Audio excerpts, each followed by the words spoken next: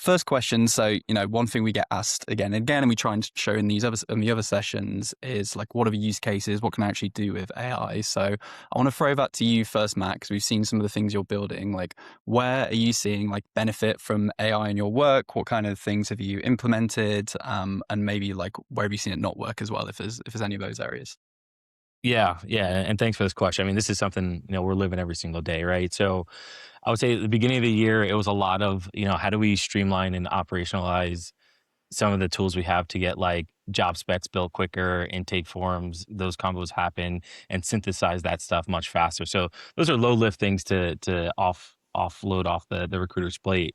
But where a lot of the value is starting to come in now from this tooling is I'm building like recruiting systems per job, right? And I know that sounds pretty cliche or word vomit, right?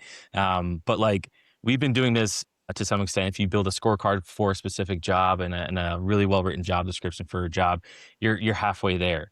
But now it's like, how do we bring tools and build tools that capture different signals now throughout the entire rec life cycle and candidate life cycle that surface the signals we need to make better decisions and feel more confident about the hiring decisions that we're making. So some of the things we've been able to bring in are like building GPTs or gems that give us much more information on the market as we bring a job live and go out to market. And it's almost like a product GTM strategy, right? Like, how do we understand ideal customer fit? How do we understand ideal candidate fit? Where should we be looking at talent? What are some of the trends that are happening here? And how do we operationalize that? So this is stuff that used to take, days and maybe weeks plus to pull together.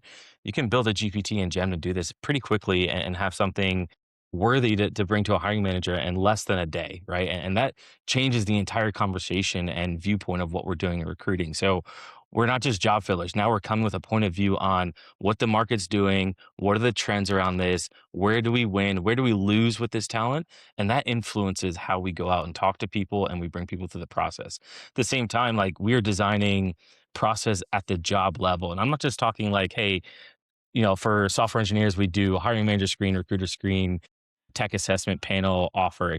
It's, hey, this software engineering team has a completely different process based on the signals we identified as important. And we're leveraging these tools to do that. And that's completely different than the software engineering team that reports to X person in the company. So it's really getting that granular with how we're screening, identifying signals, and really trying to understand where we can find the right data that make the best decisions.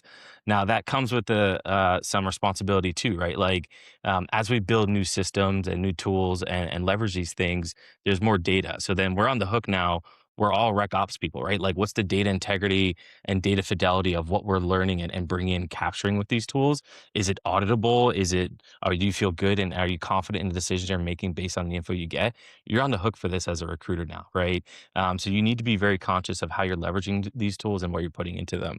Um, Now I want to answer this question slightly different too, because like as a leader, I use these tools differently than like a day-to-day recruiter does, right? And the reason for that is I think the Venn diagram of work that's done in HR is getting tighter, right? So like as a TA leader, I'm not just worried about velocity of hiring and how many recs and capacity planning. That's a portion of it, right? I need to think like a people analytics person. I need to think like a workforce planning professional. I need to think about a business operations person to understand how all this ties together.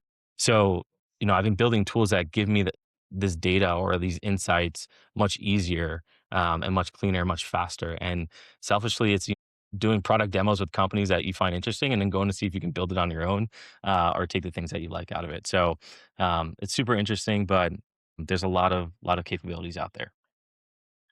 Yeah. I want to ask about that. The data piece. So that's something that a lot of recruiters might have never had to think about before. Like, what's the quality of the data that's coming through, right? So let's use a basic example.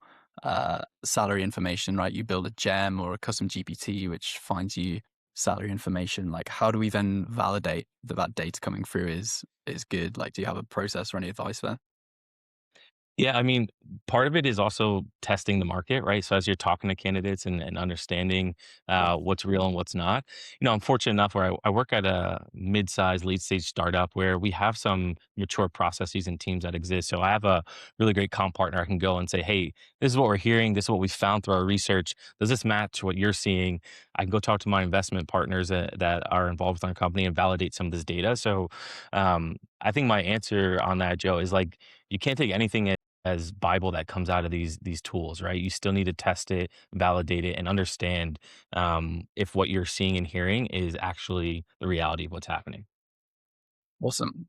Jason, any new use cases for you? I know you're a use case a week kind of guy, so you must have some good stuff for the new year. A week.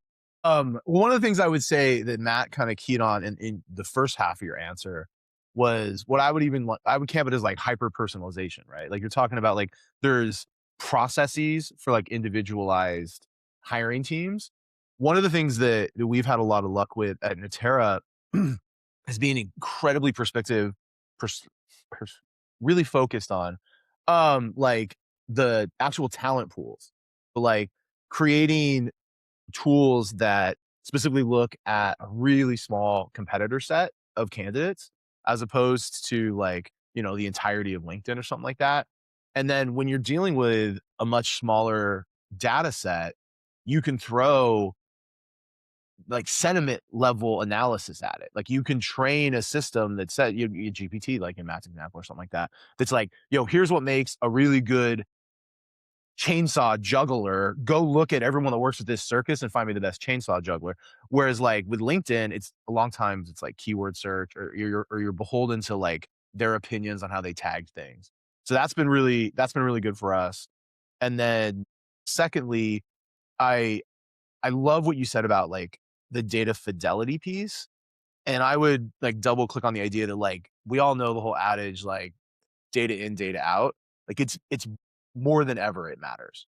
Like the conversations that we're able to have around like the importance of like source of hire, I mean, because that we now have the ability to get like super myopic as to see like where we place our bets and stuff like that as leaders. So um there you go. I just echo what Matt said in a different way without being able to say the word prescriptive.